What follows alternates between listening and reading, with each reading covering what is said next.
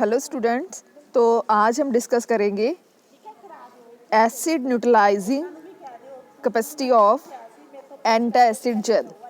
तो antacid gel जो हम यूज़ कर रहे हैं यहाँ पे that is aluminium hydroxide gel. ये मार्केट में अवेलेबल है। ये एक एंटासिड है, मतलब जब भी किसी को एसिडिटी की प्रॉब्लम हो जाती है तो जिसकी डोज है वो प्रिस्क्राइब है 20 to 50 ml जो है ये लेनी होती है। ठीक है, इससे हमारी जो स्टमक है उसमें जो एसिड कंटेंट पड़ा है ये उसको न्यूट्रलाइज करती है। इससे जो एसिडिटी की प्रॉब्लम है वो ख़त्म हो जाती है। ठीक है, तो जब भी मार्केट में कोई भी एंटासिड आता है तो उसकी न्यूट्रलाइजिंग कैपेसिटी जो है वो मेजर की जाती है। उसी से ही पता चलता है कि जो एंटासिड है वो कितना ज़्यादा जो है बेनिफिशियल है, उसकी न्यूट्रलाइज करने की कैपेसिटी कितनी अच्छी है। जितना कोई भी एंटासिड हमारे स्टमक में जाके एसिड को न्यूट्रलाइज करेगा, जितनी जल्दी वो न्यूट्रलाइज करेगा, जितना इफ़ेक्टिवली वो न्यूट्रलाइज करेगा, उतना ही अच्छा वो एंटासिड होता है। ठीक है, एंटासिड क्या होते हैं? बेस। अब आप एसिड को न्यूट्रलाइज कर रहे हैं, स्टमक में आपके एसिड पड़ा है, आपको एसिडिटी की प्रॉब्लम हो गई है। ठीक है, सबसे पहले तो जब आपको एसिडिटी की प्रॉब्लम होती है इसका मतलब है कि आपके स्टमक में एसिड बढ़ गया है। ठीक है, एसिड क्या होता है? जिसकी पीएच कम होती है। तो अगर आपको एसिडिटी हो गई है तो आप कौन सी ड्रग लोगे? ऐसी ड्रग लोगे जो बेस हो। ठीक है, क्योंकि अगर एसिड लोगे तो और एसिड बढ़ जाएगा, तो आप क्या लेते हो? बेस। तो बेस क्या होते हैं? ऑल द एंटासिड जो होते हैं वो सारे बेस होते हैं। All the antacids are base in nature, basic in nature. ठीक है, तो एल्यूमिनियम हाइड्रोक्साइड जेल भी एक एंटासिड है, तो इसका मतलब ये एक बेस है। तो ये एसिड को न्यूट्रलाइज करती है, क्योंकि ये बेस है, एसिड के साथ जाके रिएक्ट करेगी और उसको न्यूट्रलाइज कर देगी। तो हम क्या करते हैं, इनकी न्यूट्रलाइजिंग जो कैपेसिटी है वो मेजर करते हैं। अब बहुत सारे एंटासिड अवेलेबल हैं मार्केट में। ठीक है, हम कैसे बताएंगे कि ये वाला एंटासिड अच्छा है, ये वाला अच्छा नहीं है? तो हम इसकी न्यूट्रलाइजिंग कैपेसिटी जो है वो मेजर करते हैं। जितना अच्छा, जितना इफेक्टिवली और फ्रिक्वेंटली ये न्यूट्रलाइज कर देगा, उतना ही पेशेंट को जल्दी जो है कंफर्टेबल फील होगा। ठीक है, तो कैसे करते हैं ये एसिड न्यूट्रलाइजिंग कैपेसिटी जो है वो से मेजर की जाती है? सबसे पहले हमें करना है, ये एल्यूमिनियम हाइड्रोक्साइड जेल है। ठीक है, 50 ml इसकी डोज है। ठीक है, तो इसके लिए रिक्वायरमेंट्स क्या हैं? सबसे पहले है बीकर, 250 ml का बीकर लेना है आपने, और 1 नॉर्मल हाइड्रोक्लोरिक एसिड लेना है। ठीक है, और 0.5 नॉर्मल सोडियम हाइड्रोक्साइड का सोल्यूशन लेना है, मैग्नेटिक स्टरर लेना है, पीएच मीटर लेना है, ब्यूरेट लेना है, और सस्पेंशन लेनी है। सस्पेंशन किसको कह रहे हैं? ये एल्यूमिनियम हाइड्रोक्साइड जेल जो है वो एक सस्पेंशन होती है। ठीक है, उसके बाद जो है हम स्पेसिफिक रिक्वायरमेंट जो हैं वो क्या है? स्पेसिफिक रिक्वायरमेंट ये है कि जो आप पीएच मीटर ले रहे हैं, जो आप पीएच मीटर यूज़ कर रहे हैं, ठीक है, आपने उसकी स्टैंडर्डाइजेशन करनी है। ठीक है, ये आप प्रोसीजर देख लेना। ठीक है, जब भी हम कोई भी इंस्ट्रूमेंट यूज़ करते हैं, चाहे वो पीएच मीटर है, चाहे वो कंडक्टिव मीटर है, तो आपको सबसे पहले उनको स्टैंडर्डाइज करना होता है। स्टैंडर्डाइज करने के प्रोसीजर्स होते हैं।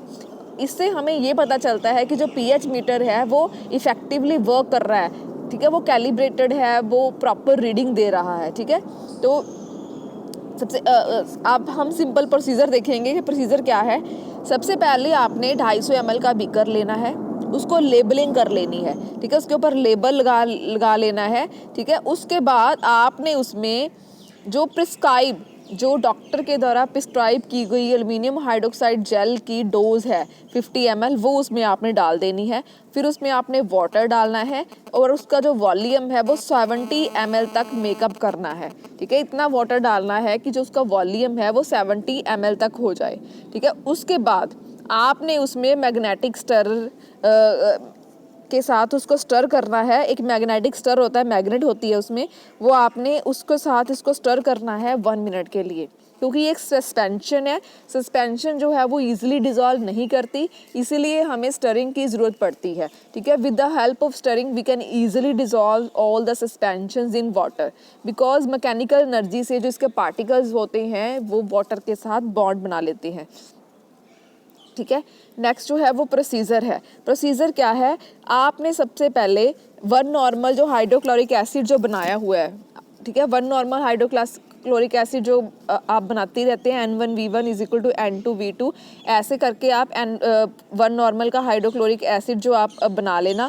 फिर आपने 30 ml हाइड्रोक्लोरिक एसिड जो है वो आपने उस बीकर में डाल देना है जिसका वॉल्यूम आपने 70 ml मेकअप किया था, ठीक है। फिर आपने उसको 15 मिनट तक स्टर करना है मैग्नेटिक स्टरर के साथ, सो दैट, अब देखिए, ठीक है, अब एल्युमिनियम हाइड्रोक्साइड जेल जो है वो एक बेस है, ठीक है। मैंने बहुत पहले ही आपको बता दिया था कि ये एंटासिड है, इसका मतलब ये बेस है।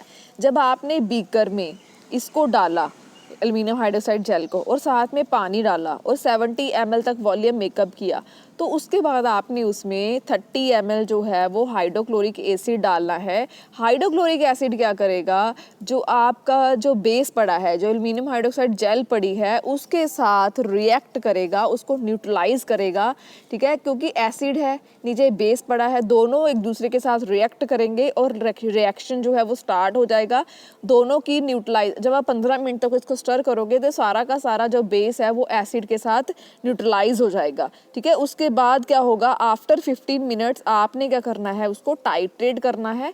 टाइट्रेट किसके साथ करना है, 0.5 नॉर्मल सोडियम हाइड्रोक्साइड के साथ, ठीक है। आपने ऊपर ब्यूरेट में डाल लेना है 0.5 नॉर्मल सोडियम हाइड्रोक्साइड, ठीक है। उसके साथ आपने नीचे जो आपका बीकर है जिसमें आपने एंटासिड जेल डाली थी, वाटर डाला था, उसके बाद एसिड डाला था 1 नॉर्मल 30 ml और 15 मिनट तक स्टर किया था, उसको आपने टाइट्रेट कर देना है 0.5 नॉर्मल सोडियम हाइड्रोक्साइड के साथ। इसका मतलब क्या है कि जितना नीचे जो आपके बीकर में बेस भी पड़ा था, एसिड भी पड़ा था, दोनों एक दूसरे को न्यूट्रलाइज कर रहे हैं, लेकिन जितना न्यूट्रलाइजेशन के बाद जितना एसिड कंटेंट बच गया, ठीक है, जितना एसिड न्यूट्रलाइज हो गया, ठीक है, जितना बच गया उसको हम जो रेस्ट जो पेंडिंग एसिड है उसको हम टाइट्रेट कर देंगे 0.5 नॉर्मल सोडियम हाइड्रोक्साइड के साथ और इंडिकेटर डाल देंगे, ठीक। इंडिकेटर का जब कलर चेंज हो जाएगा उस टाइम पे आप सोडियम हाइड्रोक्साइड का कितना वॉल्यूम यूज़ हुआ है वो आप रीडिंग नोट कर लेना।